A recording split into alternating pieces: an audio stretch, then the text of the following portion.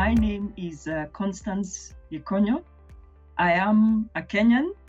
I teach at the University of Nairobi. I'm a senior lecturer in the Faculty of Law, where I lecture a number of subjects, including research methodology. For ASLP, I was in cohort 7.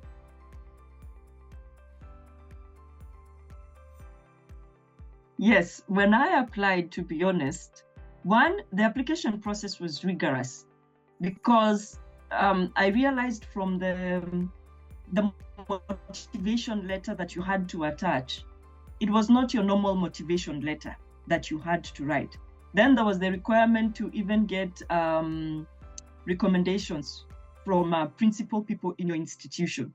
So I realized, one, this is not your normal trainings. But I really did not appreciate how different it would be. So I followed and applied.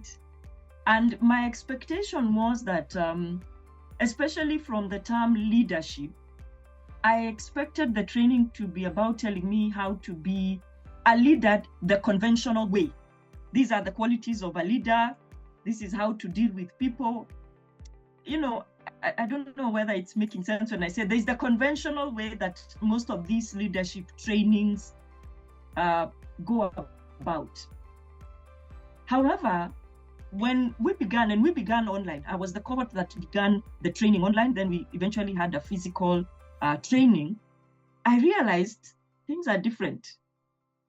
What we are expected to do, actually, I ended up interrogating myself more, questioning various aspects about myself more. And in so doing, at one point, I realized, hold on, it's about how do all these things we are talking about, how do they help me or stop me from contributing or being a good leader? And therefore, it ended up being an exercise of introspection.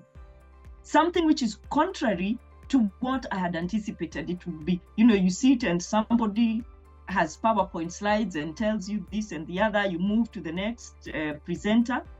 But it ended up being, you had to be fully involved to question yourself, which to me was a beautiful thing.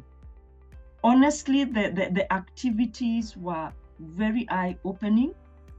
You get to realize, oh, leadership in different formats, because it wasn't about being also, I learned, about being a leader at the top. It's being a leader where you are, with what you're doing. So you don't have to have a title. You don't have to have this significant position in your institution for you to be a leader. You're the course leader in a particular course. How are you a leader as you're delivering that course? How are you a leader amongst your colleagues? So those are some of that was, I don't want to call it right now an aha moment, right?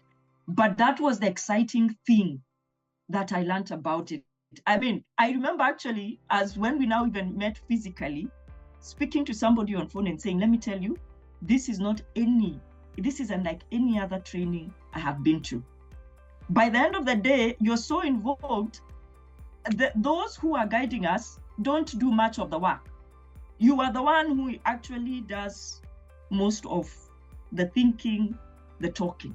So it was honestly a wonderful experience, totally different. Interesting, scary, challenging. Those are the 3 words. Interesting because of the very many new things I've learned, the tools that I've learned about. Scary because when you're called to introspect, it's not an easy thing. It's scary where you realize you have shortfalls, you have shortcomings that you need to work on. The other one I said was what? Interesting, scary, and challenging. Yes, challenging because it's challenging you not to remain where you are. What can you do to change, right? And again, in challenging you to change, it's within what you have. You're not being called upon to do this drastic, world-changing things. It's changing things where you are, making other people feel the impact just at that level.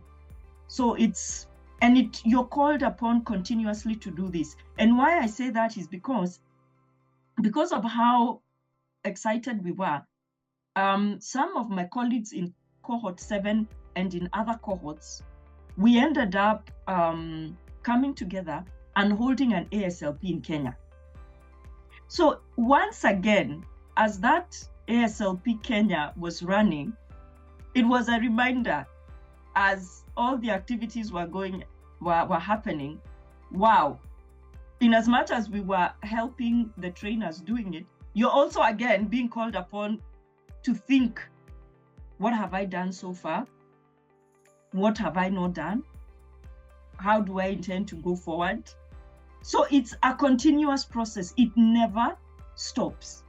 You can't say that you did it, you put it in a shelf somewhere and that's the end. It's a continuous process of seeking change and improvement. The two memorable moments of the ASLP. One is the dancing man. The fellow who is in a field dancing, and initially he looks mad. Then gradually people join in. And at the end of it all, you don't even know who began. Everyone joins in and dances, differently. But somehow there's cohesion, there's a rhythm to everything. And what I learned from that was, one, yes, be ready to begin something, but at the same time, don't imagine or insist that you must always stand out as the person who began it. Be ready that other people can continue with it, and be gracious enough. Let them continue. And that was solidified again with the other exercise of the different painting styles. The Cubist, the Impressionist, where we were painting in a group. So you begin a painting, you move to another group, you do something else, then you eventually go back to the painting that you began, and you realize, wow, we had this vision at the beginning, but we had to let go and let somebody else carry forward this vision. And I think for most of us, that's a very difficult thing, that you birth something or an idea, and we are all human. You want to get credit for it and to continuously be recognized for it. But those ASLP exercises make you realize, no, begin and be ready to let somebody else continue. You don't always have, the credit doesn't always have to come back to you. So long as it's working, you should be happy about it. Then the other major aha moment was the personal boardroom. Well, that one was emotional, to be honest. It was emotional because you realize, for one, I realized people that I may have neglected, people who indeed were in my personal boardroom, but it had never occurred to me that really these people are in my personal boardroom. And also to realize that some people you thought were in your personal boardroom were not there. So it was an emotional moment. That one I can't forget.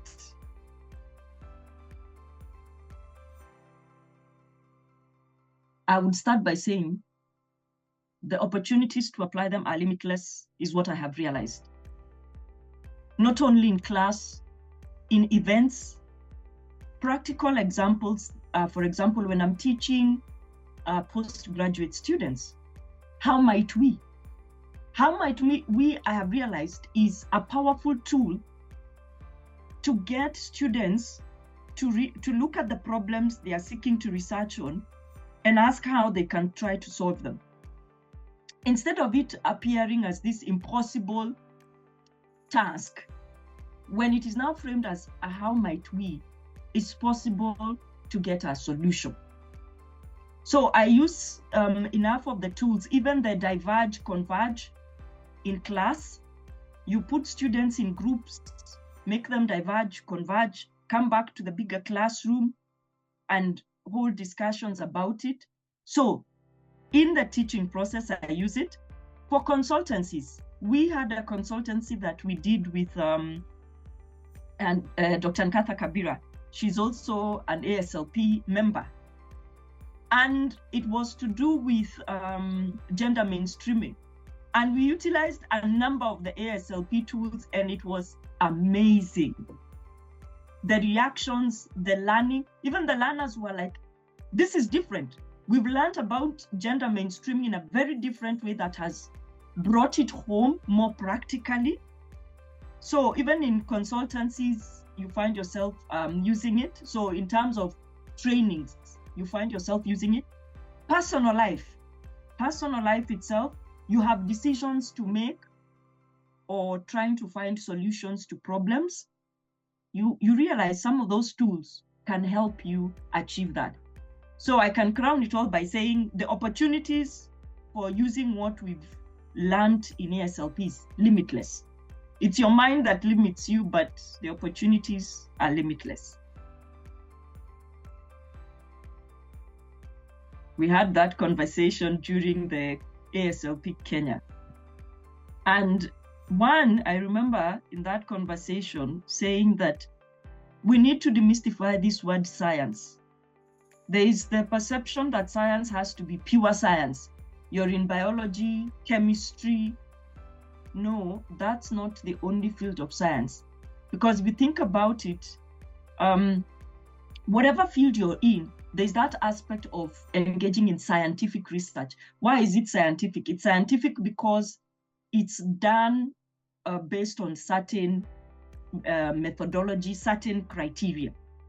So for me, the science leader is anyone who is seeking to bring about positive change in whatever field they're in.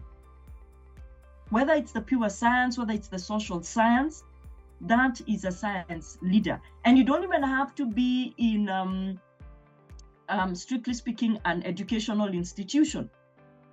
It could be a research institution, could be at your place of work. But so long as you're willing to be that person who brings about positive change, then in all honesty, to me, you're a science leader. The person who is willing to do something that everyone thinks you're mad, or why do you want to ruffle feathers? To me, that you're a science leader, in all honesty.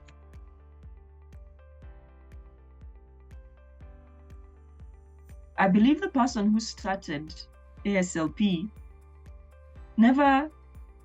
yes, they had a vision, but I don't think they realize the impact it has had over the years and the impact it continues to have. So I would hope that there would be more. It doesn't stop, that we continue. And those of us who have been through this process, that we continue to volunteer ourselves to carry forward this message. So that is a message to we who have gone through the ASLP. Also to potential funders, to realize the impact that ASLP is having. It's not your normal leadership training. There's something different about it. So that for funders, this is something they should not shy away to put their resources in. In as much as we will also do our best efforts at, say, the country level to look for funding, to carry forward the initiatives. But this is an initiative that, yes, should be funded.